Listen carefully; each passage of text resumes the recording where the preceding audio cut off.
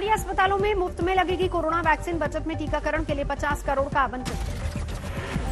दिल्ली की केजरीवाल सरकार ने आजादी के जश्न को समर्पित किया बजट। 75 सप्ताह तक राजधानी में होंगे देशभक्ति के कार्यक्रम। वित्त मंत्री मनीष सिसोदिया ने पेश किया दिल्ली का पहला पेपरलेस बजट। महंगाई के मुद्दे पर आज भी संसद में हंगामा। विपक्ष ने की चर्चा की मांग। राज्यसभा की कार्रवाई 12 बजे तक के लिए स्थगित। लोकसभा भी हंगामे के चलते 12 बजे तक के लिए स्थगित। आज से दोनों सदनों में पहले की तरह शुरू हुआ सामान्य कामकाज। बुधवार को करीब 1 साल बाद होगी बीजेपी संसदीय दल की बैठक। कोरोना के चलते लगा था ब्रेक। अब से थोड़ी देर में भारत और बांग्लादेश के बीच मैत्री सेतु का लोकार्पण करेंगे प्रधानमंत्री मोदी। फेरी नदी पर बना है करीब 2 किलोमीटर लंबा पुल। जेडीयू विधायक गोपाल मंडल का विवादित बयान। कहा, हमेशा पास होता है रिवॉल्वर, जरूरत पड़ी तो मार देंगे गोली। जमीन कब्जे के मामले में जेडीयू विधायक को भागलपुर में ग्रामीणों ने बनाया था बंधक। घटना के बारे में मीडिया के सवाल पर भड़के गोपाल मंडल।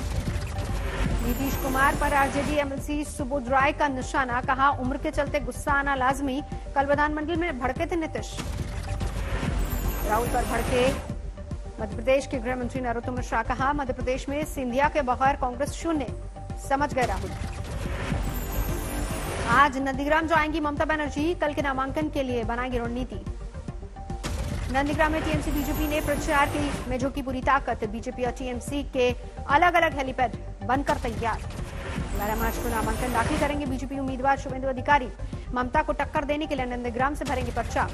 शुभेंदु अधिकारी के नामांकन के लिए बीजेपी ने तैयार की बड़ी रणनीति। नामांकन के वक्त मिथुन चक्रवर्ती, स्मृति ईरानी और धर्मेंद्र प्रधान रहेंगे साथ में मौजूद। 12 मार्च से ही मिथुन चक्रवर्ती बड़े पैमाने पर पश्चिम बंगाल में शुरू करेंगे बीजेपी का चुनाव प्रचार। बीजेपी में बनी रणनीति। रविवार को बीजेपी में शामिल हुए मिथुन चक्रवर्ती के चुनाव लड़ने पर शक। सूत्रों के हवाले से खबर से प्रचार पर ही ध्यान देंगे मिथुन।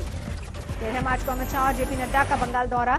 मारे गए बीजेपी कार्यकर्ताओं के घर जाएंगे दोनों नेता। 18 मार्च को पुरुलिया में पीएम मोदी की अगली रैली। बंगाल में ममता बनर्जी को फिर बड़ा झटका। 5 विधायक बीजेपी में शामिल। टीएमसी विधायक सोनाली गुहा, दीपेंद्र बिस्वास, रविन्द्रनाथ भट्टाचार्य, जाटू लाडी बीजेपी में शामिल। ममता ने काट दिया था 5 का टिकट। टीएमसी की यूथ बैंक नेता सुमन सरकार भी बीजेपी में शामिल। मुकुल रॉय के घर पर ली सदस्यता। कोलकाता में भीषण अग्निकांड। रेलवे की बहुमंजिला इमारत में लगी आग, 9 लोगों की मौत। आग बुझने के बाद सामने आए हादसे की भयावह तस्वीर। पूरी 13वीं मंजिल हुई खाक। हर जगह राख और मलबे का अंबार।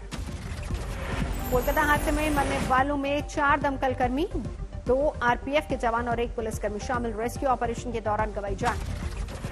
लिफ्ट के जरिए 13वीं मंजिल पर जाने की हो रही थी कोशिश। लिफ्ट फंसने और धुएं में दम घुटने की वजह से हुई मौत। शाम करीब 6 बजे 13वीं मंजिल पर सिग्नल रूम में लगी थी आग। इमारत में है पूर्वी रेलवे का मुख्यालय।